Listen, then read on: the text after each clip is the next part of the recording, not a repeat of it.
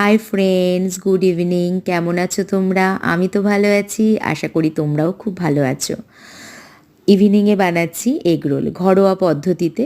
ঘরে যা যা ছিল সেই সব জিনিস দিয়েই করেছি, হেভি কিছু আমি এখানে অ্যাড করিনি। এইভাবে কিন্তু বানিয়ে দেখতে পারো, বেশ ভালো লাগলো খেতে, জানো তো। তো ওটাই আর কি তোমাদের সঙ্গে শেয়ার করলাম। তোমরা ইভিনিংয়ে কে কী টিফিন বানালে প্লিজ কমেন্ট বক্সে লেখো। আর এইভাবে একদিন করে খাও বাড়িতে এগরোল, দেখবে ভালোই লাগবে। ঘরে পেঁয়াজ কুচি ছিল, শসা ছিল, লঙ্কা ছিল, এই সব দিয়েই আর কি করেছি। সস দিয়েছিলাম বেশি করে, বেশ ভালো লাগছিল খেতে।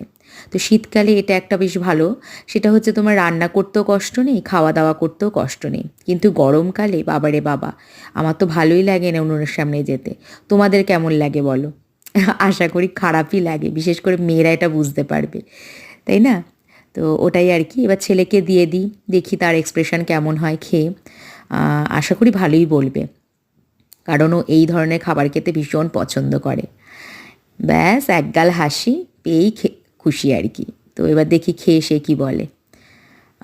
হ্যাঁ, ভালো